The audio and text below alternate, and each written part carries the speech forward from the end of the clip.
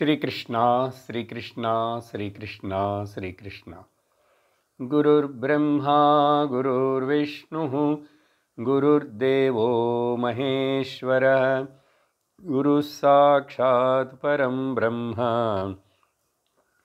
तस्मै श्री गुरवे नमः तस्मै श्री गुरवे नमः।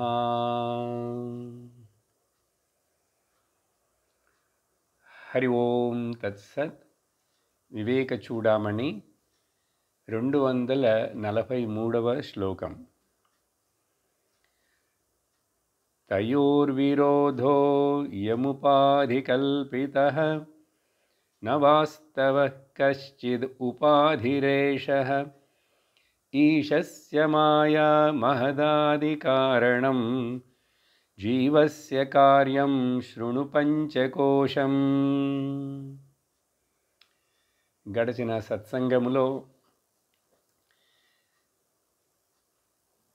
మహావాక్య విచారణ ఎలా చేయాలి, ఎందుకు చేయాలి అనే విషయాన్ని శంకరాచార్యులు వారు మనకు చెప్తూ,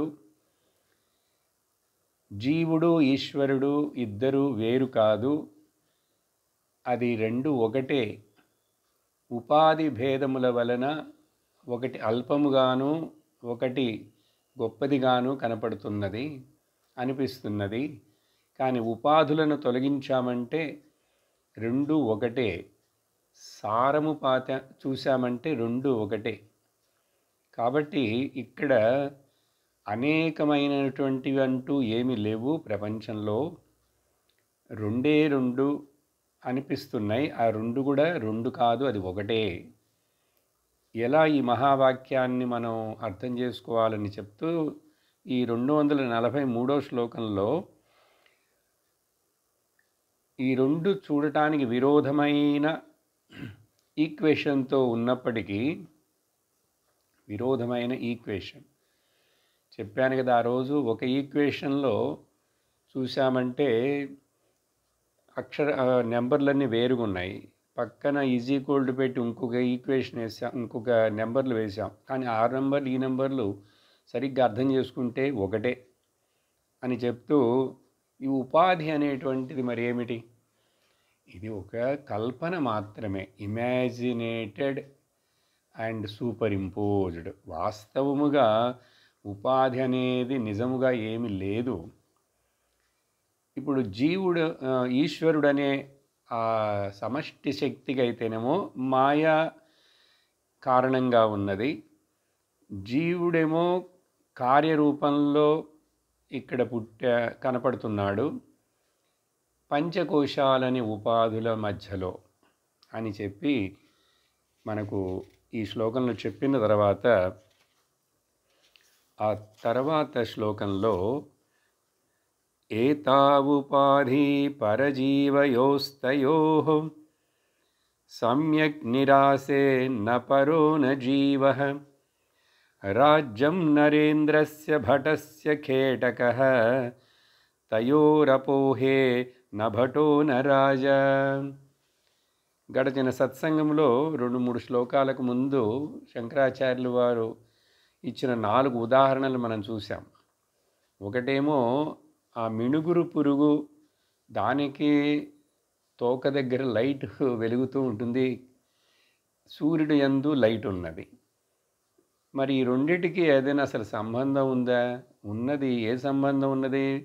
శరీరము, ఉపాధి, సైజు సంబంధం కాదు, ఆ వెలుతురు అనేటువంటిది ఒకటేగా ఉన్నది.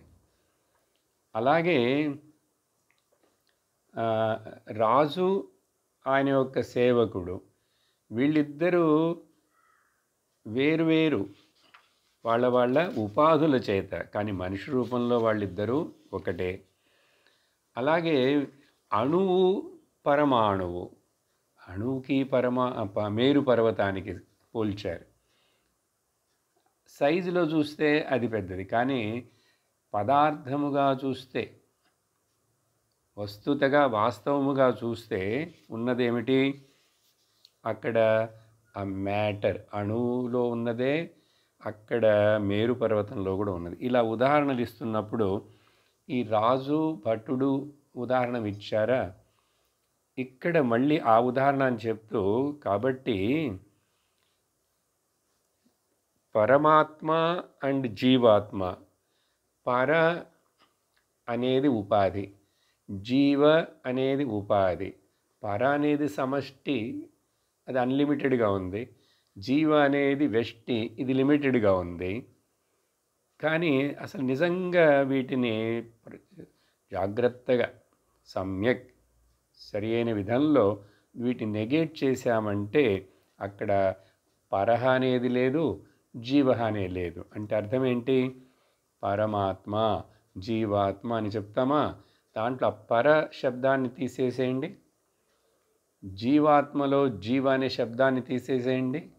ఉన్నదేంటి? ఆత్మనే. అది ఒకే ఆత్మ. కాబట్టి ఈ భేదం మనం తొలగించాలి. ఎక్కడ? బుద్ధిపూర్వకముగా తొలగించాలి, కానీ బాహ్యముగా మనం ఏమి చెయ్యబోయేది లేదు.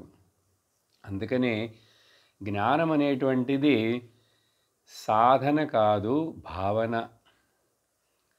భావన ప్రధానం జ్ఞానం, సాధన ప్రధానం కర్మ, ఉపాసన అవన్నీ. ఇక్కడ భావన చేయటమే సాధనము. ఈ భావనను వేదాంతంలో నిధిధ్యాసనం అంటాం. కాబట్టి అది చెప్పి మరలా ఆ రాజు భటుడు ఉదాహరణనే తీసుకొచ్చి చూడు, రాజుకి రాజ్యాన్ని తొలగించేశామంటే అతడు ఒక మనుషుడు.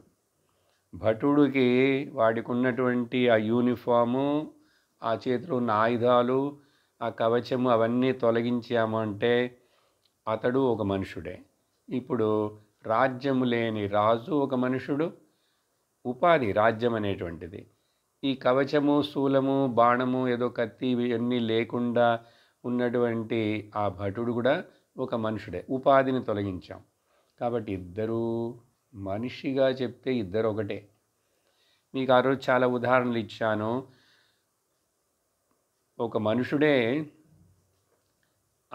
ఆయన యొక్క తండ్రికి కొడుకు, అదే మనిషి భార్యకు భర్త, అదే మనిషి తన పిల్లవాడికి తండ్రి. ఇప్పుడు తండ్రి, భర్త, కొడుకు, మామగారు అనేటువంటివన్నీ అవన్నీ జస్ట్ యాడ్ చేసిన ఉపాధులే కానీ ఎవరికి? ఒకే మనిషికి. కాబట్టి ఈ విధంగా వీటిని తొలగించామంటే ఉపాధిని అక్కడ రాజు లేడు, భటుడు లేరు. ఉన్నది ఏమిటంటే మనిషి. ఆ విధంగా ఉన్నది ఏమిటంటే ఆత్మ.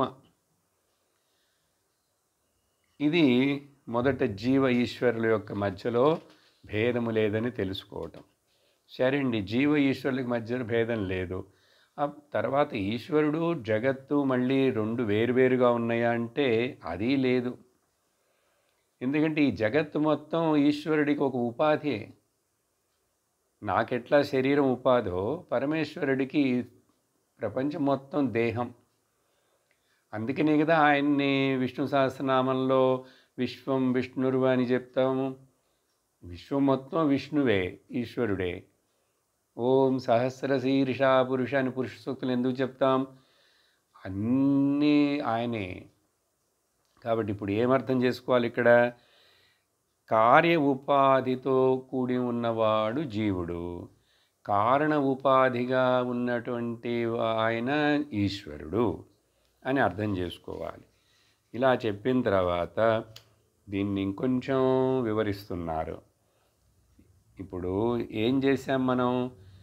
మొత్తాన్ని తొలగించామా? లేదు. కొన్నిటిని తొలగించాం, కొన్నిటిని ఉంచుకున్నాం. చూసారా?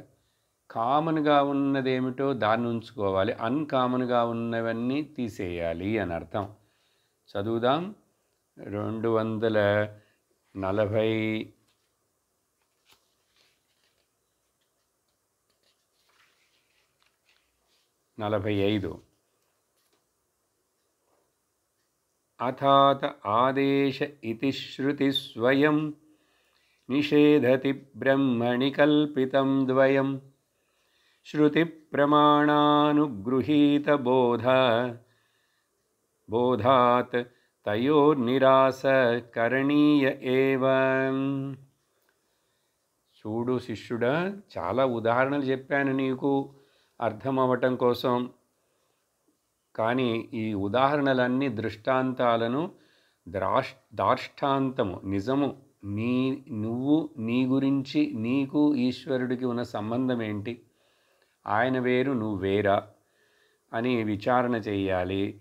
ఇదే శృతిలో అనేక శృతులు ఆదేశాన్ని ఇస్తాయి, కమాండ్ చేస్తాయి. ముఖ్యంగా ఇక్కడ శంకరాచార్యులు వారు మెన్షన్ చేసినటువంటి ఆదేశం ఏమిటంటే, బృహదారణ్యకోపనిషత్తులో అక్కడ ముఖ్యంగా నేతి నేతి అని 2 సార్లు న ఇదం అని తర్వాత మంత్రంలో కూడా వస్తుంది. బృహదారణ్యకోపనిషత్తులో ఇది చాలా ఫేమస్ అయినటువంటి ద మెథడ్ ఆఫ్ నెగేషన్ గురించి అక్కడ చెప్పబడింది. అదే ఇక్కడ చెప్తున్నారు. ఆదేశ శృతి ఇది స్వయం శృతులు చెప్తున్నాయి. ఇక్కడ శృతులు అంటే వేదాన్ని శృతి అంటాము, కానీ ముఖ్యంగా ఉపనిషత్తులు. ఎందుకంటే బ్రహ్మజ్ఞానాన్ని మాట్లాడేది ఆ వేదాంతము ఉపనిషత్తులే కదా. నిషేధతి, నిషేధం అంటే తొలగించటం, నెగేట్ చేయటం. ఆ నెగేట్ చేసేదాన్ని ఆ బృహదారణ్యకోపనిషత్తులో నేతి నేతి వాక్యత, ఇది కాదు ఇది కాదు ఇది కాదు అని చెప్పి అన్నిటినీ అలా నెగేట్ చేస్తూ డిస్మిస్ చేయాలి. చేస్తే అట్లా నిషేధతి బ్రహ్మణి ఏవి 2 కల్పితం ద్వయం, 2 అనేటువంటిది వేరువేరుగా ఉన్నాయని. అసలు 2 కాదు, చాలా ఉన్నాయి కదండి. మీరేంటి 2 మాట్లాడతారు? ఎన్నున్నాయి ప్రపంచంలో, ఎంతమంది ఉన్నారు, ఎన్ని శరీరాలున్నా సరే, ఎన్ని జీవులని మనం పిలుస్తున్నా సరే, ఆ జీవుడికి మోక్షమని చెప్తున్నా సరే, అసలు ఇన్ని ఉపాధులు ఇవన్నీ కలలో చూస్తున్న కల్పితాలు లాంటివి. కాబట్టి శృతి ప్రమాణ అనుగృహీత బోధాత్, ఈ శృతిని ప్రమాణంగా తీసుకొని ఇది ఎట్లాగండి ఒప్పుకుండేది? స్వామి మీరు ఈ వేదాంతం అని చెప్పి ఇట్లా చెప్తూనే ఉన్నారు. శంకరాచార్యులు వారు ఆయన వేదాంత ఆచార్యులు, అద్వైత వేదాంత ఆచార్యులు, అందుకని ఆయన ఇట్లా రాస్తారు. మరి ద్వైతాచార్యులు మరొక రకంగా రాశారు, విశిష్టాద్వైత ఆచార్యులు మరొకంగా చెప్తున్నారు. అంటే ఏం లేదు బాబు, మనుషుల యొక్క లెవెల్, అధికారి యొక్క అర్హతకు తగినట్లుగా వాడిని కొంచెం కొంచెము మెట్టుగా పైకి తేవటం కోసం ఒక చోటేమో భక్తిని హైలైట్ చేసి చెప్తూ భక్తియే ముఖ్యమని మాట్లాడారు. ఆ భక్తి తర్వాత ఏకరూప భక్తిగా, తర్వాత బహురూప భక్తిగా రావాలి. అది జ్ఞానముతోటి నిండిపోవాలి, జ్ఞానంతో కల్మినేషన్ అవ్వాలి. అందుకని నువ్వు కన్ఫ్యూజ్ అవ్వకు. చెప్తున్నారు వాళ్ళు కానీ అవన్నీ మరి ఏది నిజమనేటువంటి సందేహం నువ్వు రాకూడదు. నువ్వు సరిగ్గా వినాలి. విని ఆ ఆచార్యులు కూడా చివరికి ఈ విషయానికి రావాల్సిందే, ఈ విషయాన్ని చెప్పాల్సిందే. పబ్లిక్లో చెప్పకపోయినా కూడా వాళ్ళు అంతరంగంగా అర్థం చేసుకోవాలి. ఒకరోజు కాకపోతే ఈ జన్మ కాకపోతే మరొక జన్మకైనా. ఎందుకంటే వేదం అనేకం గురించి మాట్లాడదండి.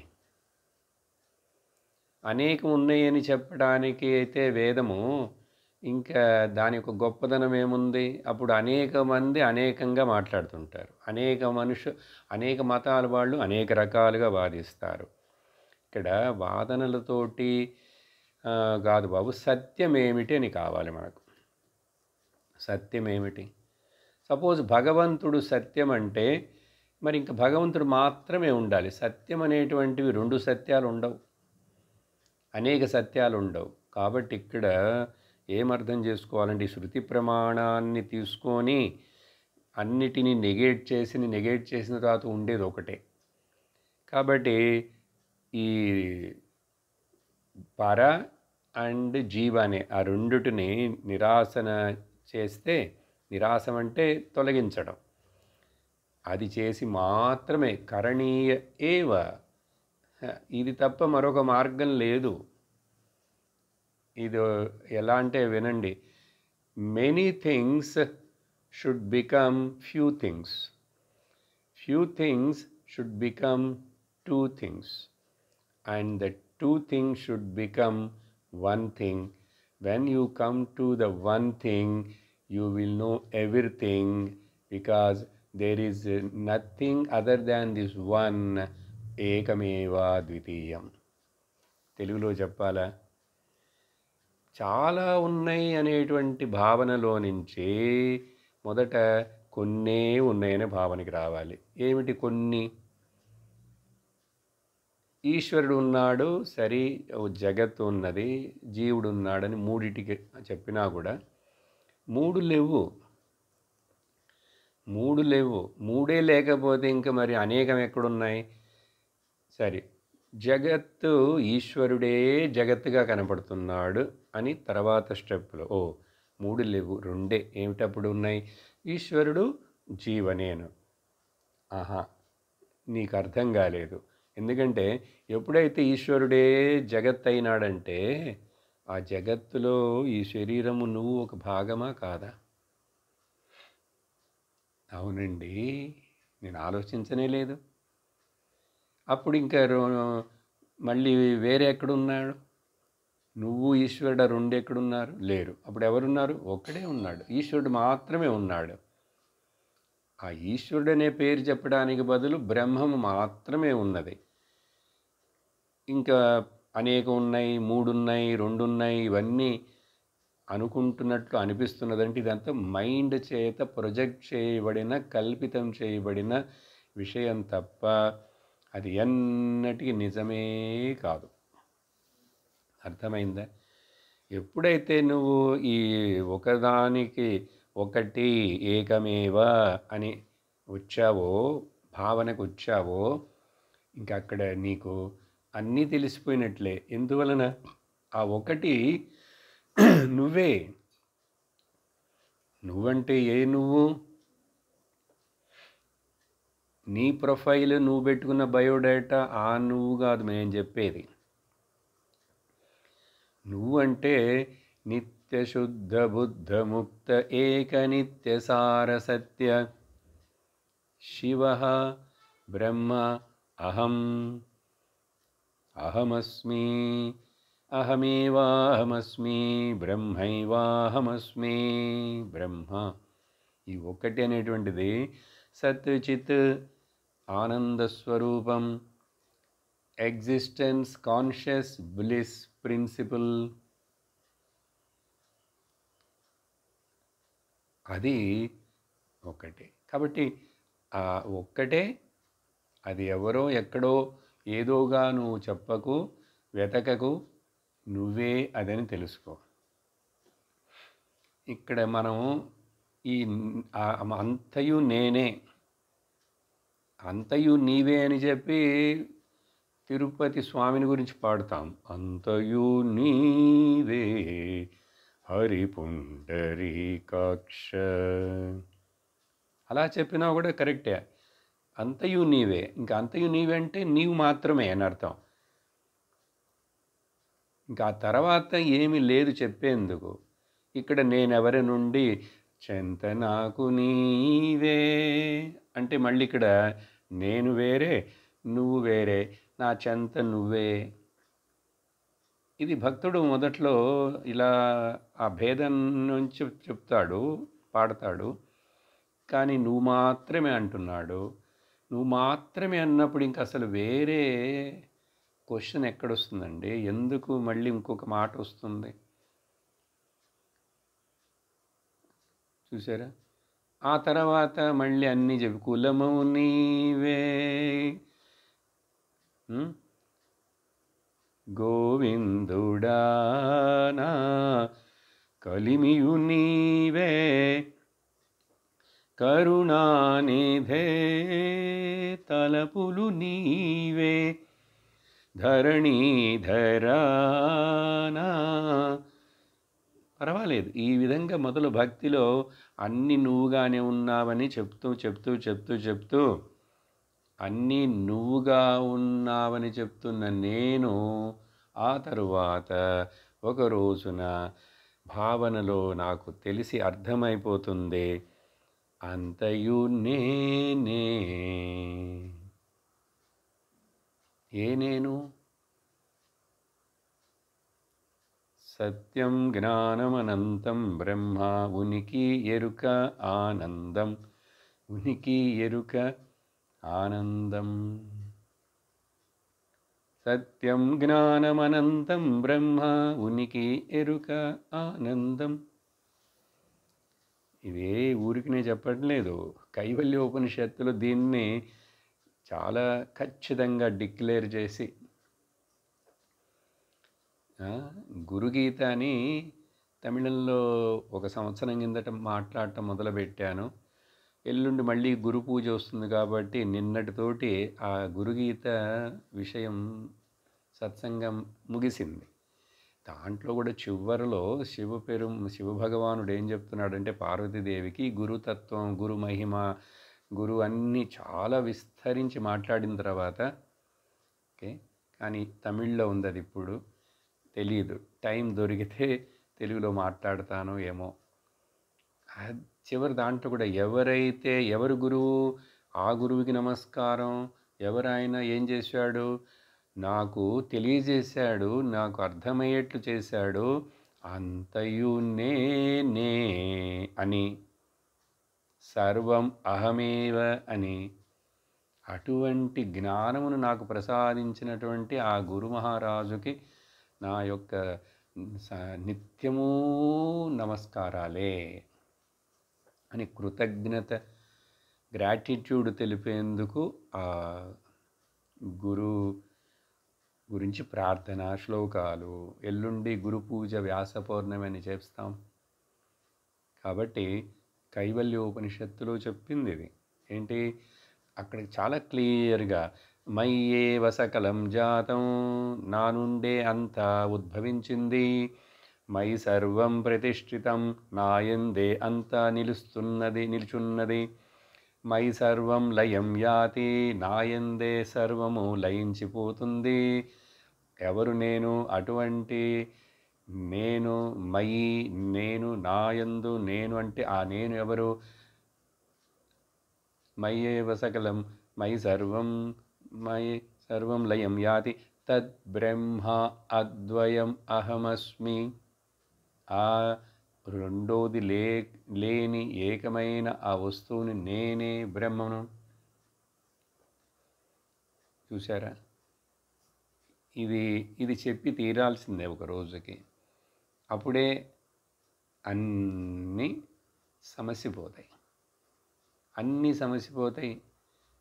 మన ప్రశ్నలు, మన సమస్యలు, మన కష్టాలు, దుఃఖాలు, జనన మరణాలు, పుణ్యపాపాలు, ధర్మాధర్మాలు, ఈ కర్మ బంధం, ఇవన్నీ ఏంటి, ఎక్కడ జరుగుతున్నాయి? కలలోలాగా. 246వ శ్లోకంలో నేదం కల్పిత నేదం కల్పితత్వాన్న సత్యం,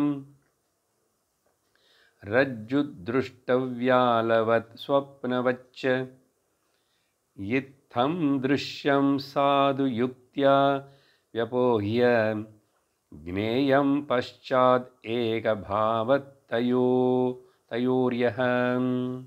ఇప్పుడు నేను చెప్పిందే ఇక్కడ నేతి అనే వాక్యం బృహదారణ్యకం అని చెప్పాను కదా, దాన్ని ఇక్కడ తీసుకొస్తున్నారు.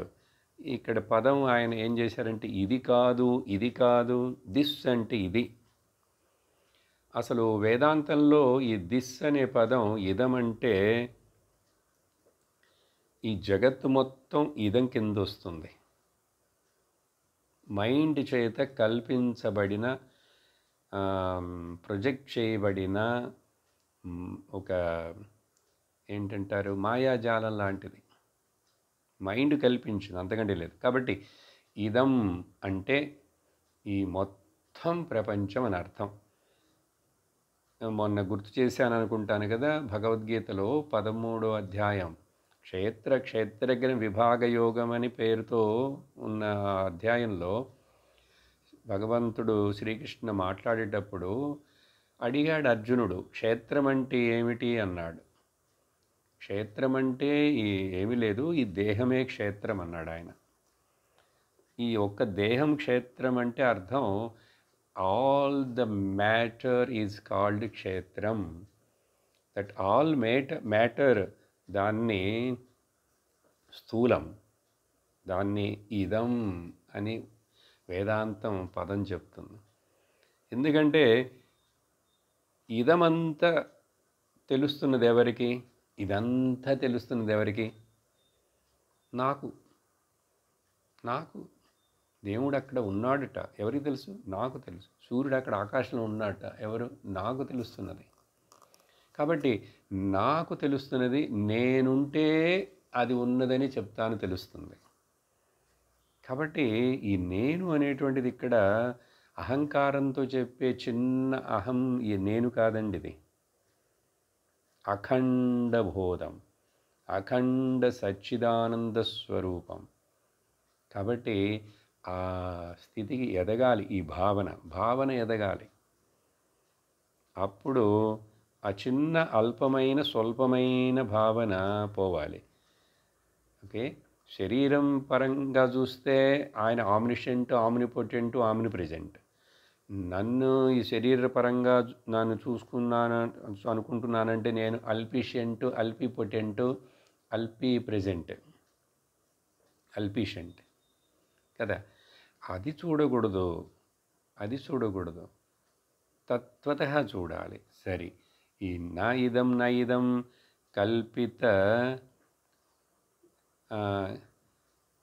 కల్పితత్వాత్ అలా చెప్తూ ఈ కల్పితం చేయబడినదంతా కూడా నా సత్యం, ఇది నిజం కాదు. ఎలాగంటే తాడు మీద ఊహించిన భ్రమచేత తలుచుకున్న పాము లాంటిది, కళలో మైండ్ ప్రొజెక్ట్ చేసిన కళ లాంటిది. చూసారా, కళ ఎగ్జాంపుల్ని చెప్తూనే ఉన్నారు. అందుకని నేను మధ్యలో చెప్తూనే ఉన్నాను. శాస్త్రానికి, వేదాంతానికి ఈ సత్యమును మనకు అర్థం చేసేందుకు పవర్ఫుల్ అయినటువంటి 2 ఉదాహరణలు, 2 అనుభవాలను చెప్తుంది. నీ నిద్ర, నీ కళ. అవి రెండుని నువ్వు విచారించాలి. ఎందుకంటే అవి నీకు అనుభవపడుతున్న అవస్థలే. వాటిని తెలుసుకుంటూ వాటిని అర్థం చేసుకొని ఈ మెలుకు అనే అవస్థని నువ్వు ఎట్లా అవస్థపడకుండా మెలుకు అనే అవస్థలో జ్ఞానముతోటి ఈ జీవించి ఈ శరీరం ఉన్నంత వరకు జ్ఞానము పొంది జ్ఞాననిష్టవంతుడు అయ్యి మరలా నీకు ఇంకొక శరీరము ఈ రకమైనటువంటి సంసారము లేకుండా చేసుకోవచ్చు. నువ్వు ప్రయత్నించావంటే, నీకు ఇష్టం ఉందంటే, నీకు దుఃఖం పోవాలంటే, నీకు భ్రమ పోవాలంటే, మోహం పోవాలంటే చెయ్యి చెప్పి. కాబట్టి ఇత్థం దృశ్యం, ఈ దృశ్యమైనటువంటిదంతా, దృశ్యం అంటే ఇంద్రియములకు అనుభవపడుతున్నదంతా అండి. చూసేది మాత్రమే కాదు, ఇంద్రియ గోచరమైనటువంటిదంతా. శబ్దరూపం కానీ, స్పర్శ రూపం కానీ, శబ్దస్పర్శ రూప రసగంధ ఏ రకమైన అనుభవం అయినా సరే అదంతా ఇదంలోనే కదా ఉంది. ఈ ప్రపంచంలో అదంతా కూడా దృశ్యం అంటాం దాన్ని, దృశ్య ప్రపంచం. ఇక్కడ లా ఏంటో తెలుసా? యదృశ్యం తద్ నశ్యం. ఇది ఒప్పుకుంటారా లేదా?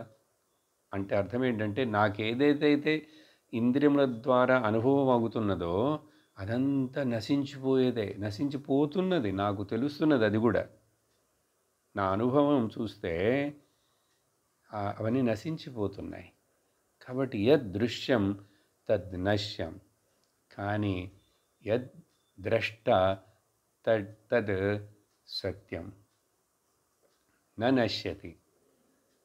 ద్రష్ట ఎవరైతే ఉన్నారో ఇది నశించిపోతున్నదే, ఇది వచ్చిందే, ఇది పోతున్నదే అని తెలుసుకుంటున్న ద్రష్ట ఉన్నాడు చూసారా, ఆ ద్రష్ట ఆత్మ అయిన నేనే, అది సత్యం. కాబట్టి దృశ్యం, ఓకే, దృక్, దృశ్యమేమో నశ్యం, దృకేమో శాశ్వతం, మారలే. కాబట్టి యదృశ్యం తద్ నశ్వరం ఆల్సో, శాశ్వతము కాదు, నశించిపోతుంది, శాశ్వతము కాదు. కాబట్టి దాన్ని ఏం చెప్పాలంటే వేదాంతం ఇంకొక పదం ఉపయోగిస్తుంది, యదృశ్యం తత్ మిథ్య.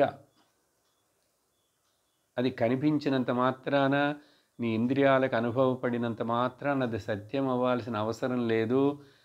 అది అనుభవపడుతున్నది కానీ నిజం కాదు. అట్లా అనుభవపడుతూ కానీ నిజంగా లేకుండా పోతున్నదే, ఒక టైంలో లేదు, ఇప్పుడు ఏదో ఉన్నట్లుగా కనిపిస్తున్నది, మరికొంత కాలం తర్వాత లేదు. అట్లాంటి దానికి పేరు మిథ్య అని చెప్తుంది. దీన్ని చాలా యుక్తితోటి చూడండి, సాధు యుక్తి, సరి అయిన యుక్తి, లాజిక్ను ఉపయోగించి నీ అనుభవంలో నుంచే శృతి చెప్పిన శృతి, యుక్తి, అనుభూతి, చూసారా, శృతిని వినాలి, శృతిని ప్రమాణంగా తీసుకోవాలి. అదేవిధంగా నా అనుభవాన్ని నేను ఉదాహరణ తీసుకొని లాజిక్, యుక్తిని ఉపయోగించి వివేకాన్ని ఏం చేయాలి, తెలుసుకోవాలి. జ్ఞేయ, ఏమి తెలుసుకోవాలి, ఒకటి తప్ప మరొకటి అనేది లేదు, రెండోదనేది లేదు అని చెప్పి ఆ రెండుటిని లేవు ఏకభావంతో చూడాలి అన్నారు. ఇక్కడ రెండు అంటే అర్థం తయో అంటున్నారు. ఏంటంటే అది ఆ రెండు. అదే ఈశ్వర జీవ అనేవి రెండు లేవు అని చెప్పి, కాబట్టి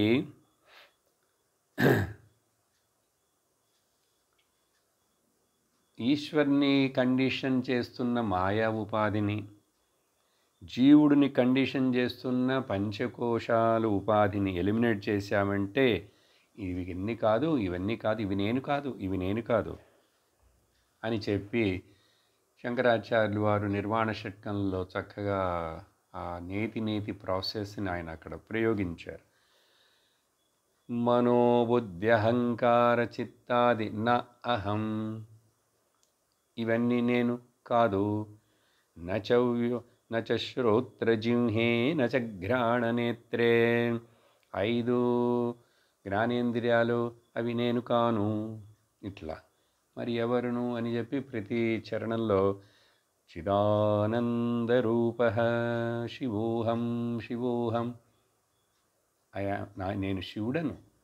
నేను శివుడనంటే ఈ ముక్కంటి శివుడు లేక పాము వేసుకున్నాం మెడలో శివుడు కాదు. శివుడంటే మంగళస్వరూపం, శాశ్వత స్వరూపం. ఆ శాశ్వత మంగళస్వరూప ఆనంద వస్తువు పేరు శివ, ఆత్మకి పేరు శివ. కాబట్టి ఇక్కడ శివ అంటే ఆ త్రిమూర్తుల్లో చెప్పే శివని కాదు. అహం శివ, ఎటువంటి శివను, చిదానంద శివన్ నేను. చిదానంద చిత్ ఆనంద, సత్ చిత్ ఆనంద శివ అని చెప్పిన తర్వాత ఇప్పుడు 247వ శ్లోకంలో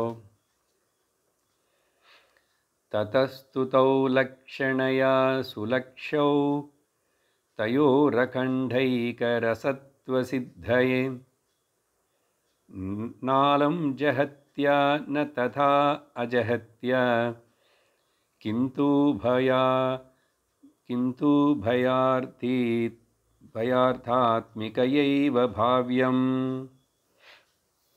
సంస్కృతం విని భయపడకండి, నేను చెప్పే సింపుల్ తెలుగు అర్థమవుతున్నది అనుకుంటున్నాను మీకు బాగానే. ఇలా అర్థం చేసుకుంటే చాలు. సంస్కృతం చదవగలిగిన వాళ్ళు, అర్థం చేసుకోగలిగిన వాళ్ళు చూస్తే చూసుకోవచ్చు. శ్లోకాలు మనకి ఎన్ని శ్లోకాలు, ఏం శ్లోకాలు అని కాదు, విషయం ఏమి చెప్పబడుతున్నది, ఇది నాకు వింటున్నప్పుడే నాకు డైరెక్ట్గా ఇది ఉపయోగపడాలి, తెలియజేయబడాలి. ఏం చెప్తే కాబట్టి ఈ ప్రక్రియను నువ్వు ఏ ప్రక్రియ, నేతి అని ప్రక్రియ చెప్పాం. లక్షణ సులక్షౌ, లక్షణావృత్తి అని ఆ రోజు చెప్పాను మీకు. లక్ష్యార్థం, వాచ్యార్థం అని కూడా చెప్పాను. ఆ పదాలు అన్నీ ఇక్కడ వాడుతున్నారు. లక్షణయ అంటే ఏంటది? ఏ లక్షణం? మహావాక్యంలో చెప్పబడినటువంటి ఆ మహావాక్య పదంలో చెప్పబడిన ఇంప్లైడ్ మీనింగ్ని ఇచ్చే స్టేట్మెంట్కి పేరు లక్షణ అని సంస్కృతంలో పేరు. The method of deriving the implied meaning of that particular statement is called lakshana in Sanskritam. ఈ కాంటెక్స్ట్లో ఇక్కడ కాబట్టి ఆ లక్షణయ కరెక్ట్ అయిన లక్ష్యం, దేని మీద మన లక్ష్యం ఉండాలి? లక్ష్యార్థం మీద లక్ష్యం ఉండాలి. లక్ష్యం అంటే గోల్, మన యొక్క గమనిక ఎక్కడ ఉండాలి, ఏది లక్ష్యముగా ఉండాలి, ఒకటైనటువంటిది ఏమిటని. అప్పుడు అలా చూస్తే ఆ రెండిటిలో ఏక అఖండ రస సత్వ సిద్ధయే. నీకు ఆ ఒక్కటి అనేది తెలియాలి, అర్థం కావాలి అని అంటే నువ్వు ఏం చేయాలో తెలుసా? ఇప్పుడు రెండు వస్తువుల్ని చూపిస్తున్నాం. ఇప్పుడు రెండే కదా, జీవుడు ఈశ్వరుడు గురించి కదా చెప్తున్నారు. ఇప్పుడు ఇక్కడ రెండు క్లిప్పులు మీకు చూపిస్తున్నాను. ఇప్పుడు వీటిని చూస్తే, వీటి విశేషణాలు చూస్తే ఈ క్లిప్పు నా జుబ్బా కలర్లోనే ఉంది. ఇది వద్దులేండి, ఇంకోటి చూపిస్తాను.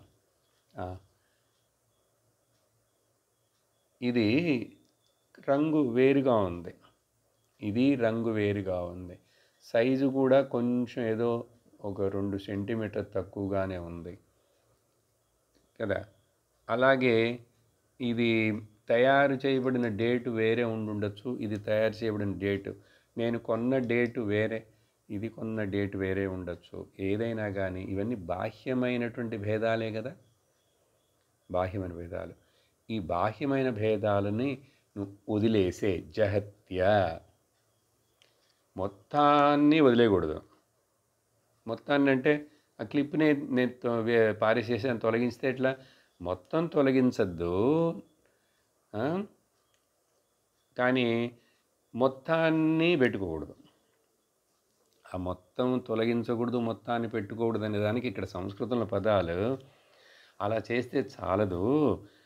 జహత్య, మొత్తాన్ని తొలగించాను, అట్లా చేయకు. లేదు అట్లాగే అన్నీ మొత్తం పెట్టుకుంటా, అది చెయ్యకు. అజహత్య. అందుకని అప్పుడు ఏం చేయమంటారు మరి? జహదహజ జహద్ లక్షణం, అజహద్ లక్షణం. జహదహజద లక్షణం అంటే ఏంటి? సగాన్ని, కొన్నిటిని వదిలేసాయి. ఇప్పుడు రంగును వదిలేసాం, డేట్ ఆఫ్ మ్యానుఫ్యాక్చర్ని వదిలేసాం, దీని యొక్క రేటు కూడా ఉండొచ్చు వేరే, దీని యొక్క కాస్ట్ అది వదిలేసాం. కానీ రెండు ఏమిటి? ప్లాస్టిక్. రెండు ఏంటి? ప్లాస్టిక్. అది ఉంచుకోవాలి. అది కూడా వదిలేసానంటే ఇంక అప్పుడు నీకేం అర్థం కాదు. అది చెప్తున్నారు ఇక్కడ. కానీ ఏం చేయాలి?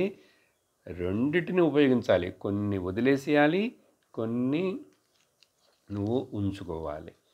దీన్నే మరొక విధంగా కొన్ని చోట్ల, కొన్ని పుస్తకాల్లో భాగత్యాగ లక్షణం అని చెప్తారండి. ఇవన్నీ కొన్ని పుస్తకాలలో కొన్ని చోట్ల చాలా అర్థం కాకుండా ఉంటాయి. అందుకని చాలా సింపుల్గా చెప్తున్నాను, అర్థమైంది. కొన్ని ఉంచుకో, కొన్ని వదిలేసే. భాగ త్యాగ లక్షణం అది. ఇప్పుడు ఈ విధంగా చెప్పేటప్పుడు చేసి ఏం చేయాలి? ఆ విధంగా భావ్యం. అప్పుడు ఉభయార్థ ఆత్మిక ఏవ, రెండుని ఉపయోగించి ఉంచుకోవాల్సింది ఉంచుకో, నెట్టివేయాల్సింది, నెగేట్ చేయాల్సింది నెగేట్ చేయి. అర్థమైందా?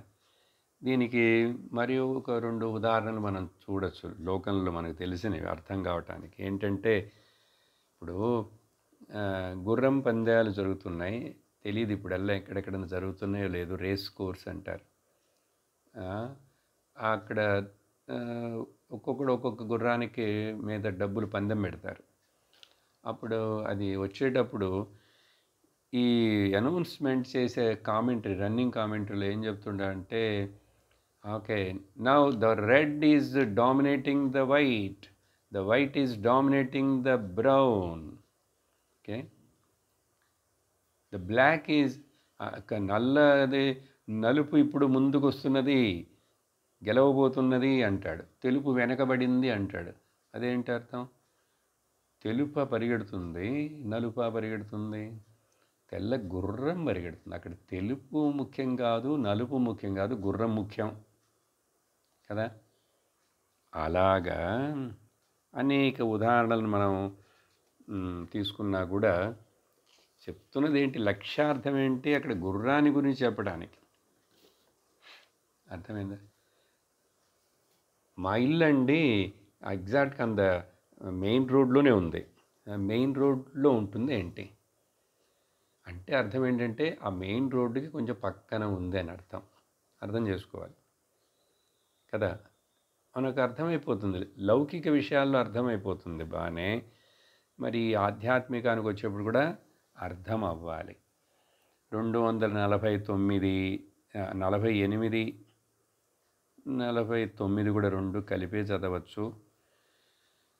సదేవదత్తోయం మితీహ చైకత విరుద్ధధర్మా శమపాస్య కథ్యతే యథా తథా తత్వమసీతి వాక్యే ఉభయత్ర ఇత్వా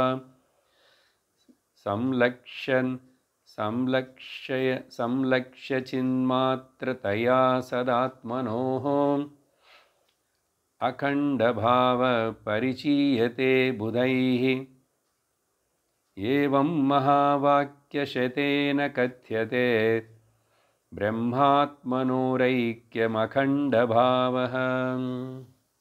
అదే విషయం ఇక్కడ నేను ఇప్పుడు ప్రారంభించేప్పుడు కూడా మీకు ఒక పదాన్ని చెప్పాను. ఈ జ్ఞానం అనేటువంటిది సాధనని చెప్తున్నా కూడా జ్ఞాన సాధనని ఇక్కడ చేసేదేమి లేదు, భావించటమే. అందుకని చూడండి ఇక్కడ భావయ, భావ్యం, ఇలా అర్థం చేసుకోవాలి, ఈ విధంగా బుద్ధిలో తెలియబడాలి అని చెప్పి భావ్యం అంటారు. సరే, ఏం లేదు, ఈ 2 శ్లోకాల్లో ఏంటంటే అదే విషయాన్ని మరొక ఉదాహరణ శాస్త్రంలో ఏం చెప్తుంది. నేను మీకు తెల్ల గుర్రం నల్ల గుర్రం పరిగెడుతుందని ఉదాహరణ ఇచ్చానా. దేవదత్త అనే పదాన్ని శాస్త్రంలో అక్కడక్కడ ఉపనిషత్తుల్లో భాష్యంలో వాడతారు. విష్ణుదత్త, దేవదత్త అని చెప్పి ఉదాహరణకు మనిషి పేరు అంతే. ఇప్పుడు మీకు ఇంకా సింపుల్గా ఇప్పుడు ఆ రామూర్తి ఉన్నాడే, ఆ రామూర్తి యొక్క కొడుకే ఈ కృష్ణమూర్తి. మీరు చిన్నప్పుడు వాడు స్కూల్లో చదివేప్పుడు చూశారు.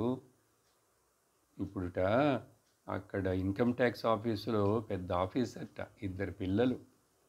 సరే, ఇప్పుడు ఈయన గుర్తు తెచ్చుకుంటున్నాడు ఇట్లా చెప్పగానే, ఓ ఆ రామూర్తి యొక్క పిల్లవాడా, అప్పుడు మనం ఆ ఊర్లో ఉన్నప్పుడు చూసాం, వాడు అప్పుడు 6వ క్లాస్ చదువుతున్నాడు, చిన్న పిల్లవాడు అని. అవును, అతడే ఇప్పుడు. ఆ పిల్లవాడి పేరు కృష్ణమూర్తి. ఆ కృష్ణమూర్తి ఇప్పుడు వచ్చాడు మిమ్మల్ని చూడటానికి. ఎట్లా భార్య, 2 పిల్లలతోటి వచ్చాడు. బాగా 80 కిలోల వెయిట్ తోటి వచ్చాడు. తల అంతా బట్టతల కూడా అయిపోయింది. ఇప్పుడు ఆ రామమూర్తి యొక్క పిల్లవాడు, మీరు 6 ఏళ్ల వయసులో వాడిని చూశారే, అతడే ఇప్పుడు ఇక్కడ 35 ఏళ్ల వాడు ఇక్కడ అవి వచ్చాడు. అదే రామమూర్తి. కానీ ఇక్కడ ఏది తీసుకోవాలి? ఆ రోజు డేట్ తీసుకోవాలా, ఆ హైట్ తీసుకోవాలా, ఆ సైజు తీసుకోవాలా? అవన్నీ ఏం లేవుగా ఇప్పుడు ఇక్కడ. సైజు మారిపోయింది, వెయిట్ మారిపోయింది, రంగు అన్నీ మారిపోయినాయి. ఇతడికి మళ్ళీ ఒక భార్య, ఉపాధి వచ్చింది, 2 పిల్లలు వచ్చారు. ఊరు మారిపోయాడు ఎక్కడెక్కడో, మీరు చూసింది ఆ ఊర్లో. అవన్నీ వదిలేసేయి. కానీ ఎసెన్షియల్లీ, బేసికల్లీ ఆ పిల్లవాడే ఇప్పుడు. ఒప్పుకుంటున్నామా లేదా? మన శరీరం గురించి చెప్పినా కూడా అంతే కదా. చెప్పాను ఇంతకుముందు ఎగ్జాంపుల్. ఒక తాతగారు వాళ్ళ మనవుడికో మనవరాలకో ఈయన యొక్క చిన్నప్పుడు ఫోటోలన్నీ చూపిస్తున్నాడు. ఆ పిల్లవాడు చూస్తూ బాగా ఫోటోలన్నీ చెప్తున్నారు ఈ తాతగారు. ఇది అది ఇవాళ్ళు వీళ్ళని చెప్తూ చివరికి ఇంకొక పాప ఫోటోని చూపించాడు. ఎవరు? ఆ తాత. ఆ తాతగారు ఆ పాప యొక్క ఫోటో చూపించి ఎవరికి? ఈ పక్కన కూర్చున్న ఈ మనవరాలకో మనవుడికో, చూడు చూడు చూడు, ఈ పాప ఎవరో తెలుసా? అవును, పాప బాగుంది, చిన్న పాప. ఎవరో తెలుసా? ఈ తాతే ఆ పాప. అప్పుడు ఆ మనవరాలు మనవడు చూస్తే, తాత ఎట్లా పాప అయినాడు? కానీ పాపలాగా లేదే ఇప్పుడు తాత. లేడే. లేను. అప్పుడు నేను చిన్నప్పుడు చబ్బీ చీక్స్ తోటి అట్లా ఉన్నాను. నాకు కాటుక పెట్టారు, ఇక్కడ బొట్టు పెట్టారు. లేనే ఇప్పుడు. కానీ నేనే అని చెప్పి తాతగారు చాలా ఖచ్చితంగా అది నేనే. అప్పుడు పాపగా ఉన్నాను, ఇప్పుడు తాత అయినాను. ఇప్పుడు ఈ ఉపాధి శరీరంలో వచ్చిన మార్పులు అవి అన్నిటిని కూడా తొలగించేసి ఆ నేను అనేది అక్కడ ఏది ఉన్నదో అదేదే ఇక్కడ కూడా ఉన్నది. కానీ ఎంత డిఫరెన్స్ ఉంది ఉపాధుల్లో చూస్తే. ఇప్పుడు ఎన్నో వ్యాధులతోటి కష్టపడుతూ అన్నీ అయినాయి కదా. కానీ ఆ చిన్న పిల్లవాడు మనవడం మనవరాలు అర్థం చేసుకోవడానికి టైం పడుతుంది.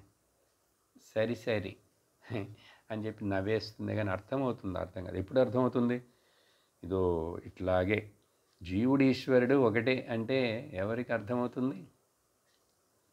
ఇట్లా విచారణ చేస్తే ఈ విధంగా అప్పుడు అర్థమవుతుంది. అది ఇక్కడ చెప్తున్నారు ఉదాహరణ. ఆ దేవదత్తుడే ఇప్పుడు ఇక్కడ మీరు చూస్తున్న ఈ మనిషి అండి. ఏకత ఒకటే. కానీ విరుద్ధ ధర్మాలన్నింటినీ మనం నెగెట్ చేసేసాం. అదేవిధంగా తత్వమసి ఇతి అనే పదం చెప్పినప్పుడు ఉపదేశం అది నువ్వే అది అని చెప్పినప్పుడు అక్కడ కూడా విరుద్ధ ధర్మాను ఉభయత్ర హిత్వ, జీవుడిలో ఉన్నటువంటి ఉపాధి భేదాలు, ఈశ్వరుడిలో ఉన్న ఉపాధి భేదాలను వదిలేశామంటే ఉన్నది ఒకటే అని చెప్పి తెలుస్తుంది. అప్పుడు ఈ లక్షణ వాక్యము ద్వారా ఆ చిన్మాత్ర అదే కాన్షియస్నెస్, నేనే అది. లేకపోతే ఎట్లాగండి 70 ఏళ్ళు ఉన్న తాత అసలు పోలికలే లేవు ఆ పాప ఫోటోలో ఈ తాత ఫోటోకి. ఏమీ లేవు. హైట్ మారిపోయింది, వెయిట్ మారిపోయింది, కలర్ మారిపోయింది, సైజు మారిపోయింది, అన్నీ మారిపోయినాయి. పళ్ళు ఊడిపోయినాయి, ముడంతా తెల్లబడిపోయింది. అయ్యో, అసలు ఎక్కడ పోలుస్తాం ఇవన్నీ? కానీ నేనే అంటున్నాడు. అట్లాగే ఇక్కడ చిన్మాత్రతయా సద్ ఆత్మనః అఖండ భావ, అది రెండు ఒక్కటే, అక్కడ భేదమే లేదు. ఇది ఇట్లా తెలుసుకోవాలని చెప్పి బుద్ధిమంతులు, బుధైహి, వైజ్ పీపుల్ ఇలా గురువు దగ్గర నుంచి విని తెలుసుకుంటున్నారు వాళ్ళు. ఎట్లా? మహావాక్య శతేన, మహావాక్యాలు చాలా ఉన్నాయి, చాలాసార్లు వాటిని విని విచారణలో అర్థం చేసుకుని అని అర్థం. మహావాక్యాలు ముఖ్యమైనవి 4 అని చెప్పి ఇంతకుముందు చెప్పాను మీకు. ఓకే, ఒక్కొక్క వేదంలో నుంచి ఒక్కొక్క ఉపనిషత్తుకు చెందిన ఒక వాక్యాన్ని ముఖ్యంగా చెప్పబడుతుంటుంది శాస్త్రంలో.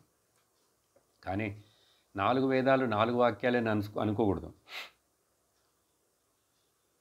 అర్థమైందా? చాలా ఉన్నాయి. అందుకని ఇక్కడ మహావాక్య శతేన అంటున్నారు. 100 రకాల మహావాక్యాలు. ఉపనిషత్తులో వచ్చే స్టేట్మెంట్లన్నీ మహావాక్యాలే. జ్ఞానం అనేటువంటిది సాధన ప్రధానం కాదు, భావన ప్రధానం అని చెప్పాను ఇప్పుడు. అది మహావాక్యం లాంటిదే. కాబట్టి ఏది మనకు సత్యమును సూచిస్తుందో, ఇండికేట్ చేస్తుందో అదన్నీ మహావాక్యాలే. మొదట్లో ఇంగ్లీష్లో ఇంకోటి చెప్పాను, many things should become few things, few things should become two things, two things should become one thing, that one thing reveals everything, other than that one thing there is nothing. మహావాక్యం ఇది. అలా చెప్పి బ్రహ్మ ఆత్మ ఐక్యం అఖండ భావమును మనలో కలిగించుకోవాలి. నా బుద్ధి అందే కలిగించుకోవాలి అని చెప్పి ఇలా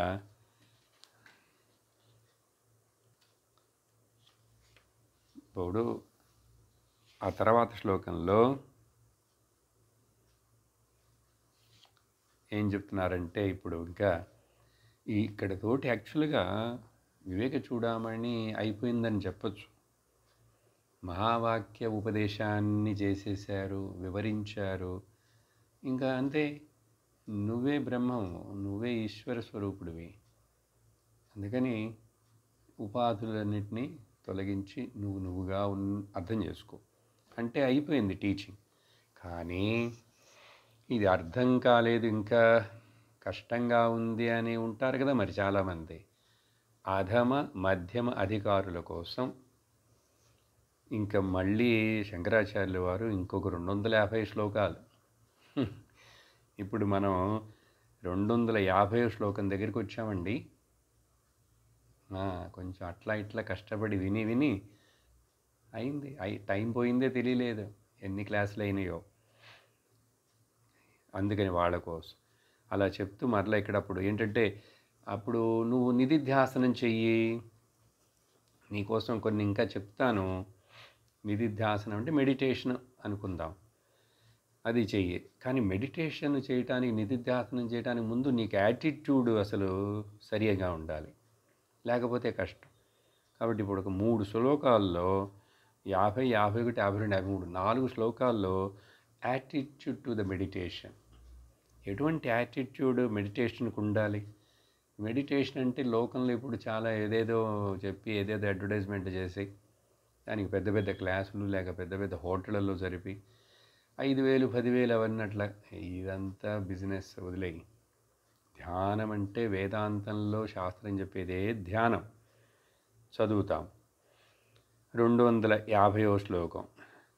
అస్థూలమిత్యేతదసన్నిరస్య సిద్ధం స్వతో వ్యోమవద్ ప్రతర్క్యం అతో మృషామాత్రమిదం ప్రతీతం జహీహి యత్స్వాత్మయా గృహీతం బ్రహ్మాహమిత్యేవ విశుద్ధబుద్ధ్యా విద్ధి స్వాత్మాత్మానమఖండబోధం.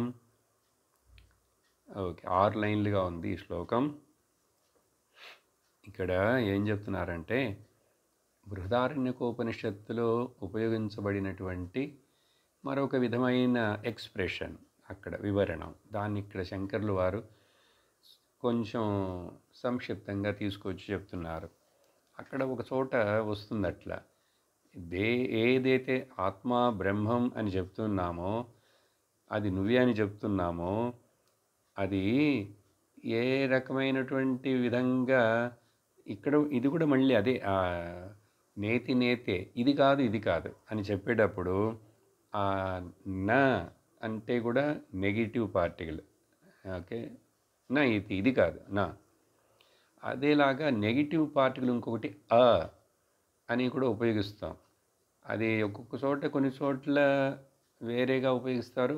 వచ్చి నెగిటివ్గానే ఉంటుంది, నెగిటివ్ పార్టికల్. ఎట్లా అంటే ఏం చెప్తున్నారు, ఈ ఆత్మ బ్రహ్మతత్వం ఎట్లా అంటే ఇది స్థూలము కాదు, అంటే బరువైనది కాదు, తేలికైనది కాదు, దీర్ఘమైనది కాదు, అది పొట్టిది హ్రస్వమైనది కాదు.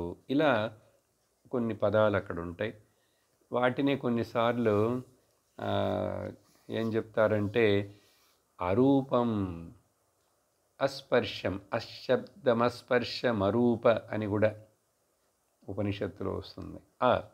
అది తాకి చూసేది కాదు, వాసన తోటి తెలుసుకునేది కాదు, కళ్ళతో చూసేది కాదు, చెవులతో వినేది కాదు.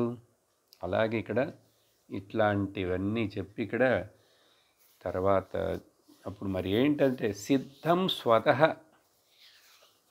అది స్వతసిద్ధముగా ఉన్నది. ఇప్పుడు ఒక ప్రశ్న అడుగుతాను, నేనని మీరందరూ అనుకుంటున్నారు కదా, మనందరం అనుకుంటున్నాం. ఇప్పుడు నేను అడుగుతున్నాను మిమ్మల్ని, నీ గురించి ఏ ఉపాధితోటి సంబంధం పెట్టకుండా, ఉపాధి అంటే నీ శరీరము, నీ ఇంద్రియములు, నీ మనస్సు, నీ బుద్ధితోటి సంబంధం పెట్టకుండా, అలాగే నీకు సంబంధించిన వేరే చుట్టూ ఉన్నటువంటి పొసెషన్లు, రిలేషన్స్ తోటి సంబంధం పెట్టకుండా, ఏ కాలమును తీసుకురాకుండా, ఏది పాస్ట్ టెన్స్ ఫ్యూచర్ టెన్స్ అని అది సంబంధం లేకుండా, నీ గురించి ఇప్పుడు నువ్వు ఒక్క నిమిషం మాట్లాడు.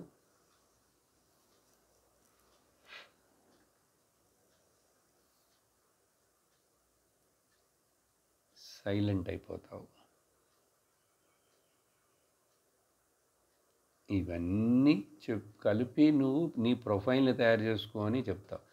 ఇవన్నీ చేర్చకుండా, అందుకనే వేరే విధంగా ఇది ఇప్పుడు నేను అడిగిన ప్రశ్న మీకు ఇంకో రకంగా నేను ఎప్పుడు చెప్తూనే ఉంటాను కదా, ఏంటి నిద్రలో నీ నిద్ర యొక్క అనుభవం గురించి, ఎన్ని గంటలకు పడుకున్నాను, ఎంతసేపు పడుకున్నాను, ఇవన్నీ చెప్పకుండా నిద్రలో ఉన్నప్పుడు నీవు ఎట్లా ఉన్నావు, ఎలా ఉన్నావు, ఏదిగా ఉన్నావు, ఎక్కడ ఉన్నావు, ఏదైనా చెప్పు.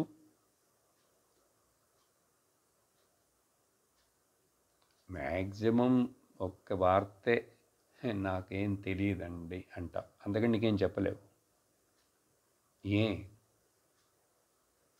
ఏ అంటే ఒక్కటిగా అనంతంగా చూడండి, ఇక్కడ అఖండముగా ఉన్న ఆ బోధం ఉందే, దానికి మాటలు ఏం అక్కర్లేదు, చెప్పలేము, మాటలతోటి చెప్పలేము. అందువలన ఈ మిగతా అన్నీ కల్పితం, అన్ని వికల్పాలే. ఇవన్నీ మృష అంటే ఎండమావులు లాంటివి. వీటన్నిటిని వదిలేసేసి నిన్ను నువ్వుగా స్వీకరించు.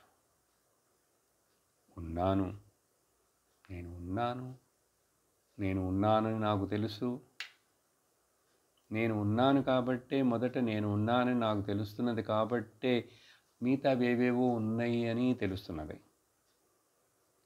కానీ ఏవేవో అని చెప్పేవన్నీ కూడా నేను లేకుండా ఉంటాయా? నేను లేకపోతే, నాకు తెలియకపోతే అవి ఎక్కడ ఉన్నాయి? అందువలన ఆత్మతయా గ్రహించుకొని నిన్ను నువ్వు బ్రహ్మ అహం ఇది ఏవ. చూడండి క్లియర్గా అహం బ్రహ్మాస్మి పదాన్ని చెప్పేస్తున్నారు. బృహదారణ్యకోపనిషత్తు యొక్క మహావాక్యం. మహావాక్యాలు 4లో ఒకటేమో ప్రజ్ఞానం బ్రహ్మ, రెండోది అయమాత్మ బ్రహ్మ, తత్వమసి. ఇప్పుడు ఆ తత్వమసినే మనం ఇక్కడ విచారణ చేసేసాం, చక్కగా లోతుగా విచారణ చేశాం. ఇప్పుడు అర్థమైనదంటే నీకు ఏమి ఆన్సర్ నీలో రావాలి? అహం బ్రహ్మాస్మి. చూడండి, బ్రహ్మ అహమితి ఏవ. బ్రహ్మ అంటే మళ్ళీ నాకు ఇంక సందేహం రాకూడదు. ఎట్లా? విశుద్ధ బుద్ధ్య. ఇది ఎట్లా తెలుస్తుంది? బుద్ధిలో మలినం లేకుండా, బుద్ధిలో డిస్ట్రాక్షన్ లేకుండా, బుద్ధిలో డౌట్స్ లేకుండా ఉంటే విశుద్ధ బుద్ధ్య విద్ధి. ఇది ఎప్పుడు తెలియబడుతుంది, ఎప్పుడు తెలుసుకోగలవు? ఎట్లా తెలుసుకోవాలంటే వెరీ క్లియర్, అన్డిస్టర్బ్డ్, అన్డీవియేటెడ్, అన్డిస్ట్రాక్టెడ్ ఇంటలెక్ట్, సూక్ష్మ చింతన అట్లా చూపిస్తే అట్లా గుర్తించేసేయాలి. విద్ధి అఖండమైనటువంటి ఆత్మతత్వమును నేనని తెలుసుకో. అట్లా ఇంకా తెలియలేదు, కష్టంగా ఉంది అంటే చెప్తాను అని చెప్పి ఎప్పుడు 3 కాలాలలో నిరూపితం అయి సిద్ధమై ఉన్నది అది. దీన్ని నువ్వు ఎట్లా గుర్తించాలంటే, సో మొదట దీని యొక్క విశేషణాలన్నిటినీ తొలగించేసేయి. ఏ విశేషణము లేదు నీకు, నిర్విశేషం. పరం నిర్గుణం నిర్విశేషం నిరీహం పరబ్రహ్మ రూపం గణేశం భజేమా. మిగతా శ్లోకాలని వచ్చే సత్సంగంలో చూద్దాం. 250 వరకు ముగించాం ఈరోజు. ఓం పూర్ణమదః పూర్ణమిదం పూర్ణాత్ పూర్ణముదచ్యతే పూర్ణస్య పూర్ణమాదాయ పూర్ణమేవావశిష్యతే. ఓం శాంతి శాంతి శాంతి. హరి ఓం శ్రీ గురుభ్యో నమః. హరి ఓం. హరి ఓం తత్సత్.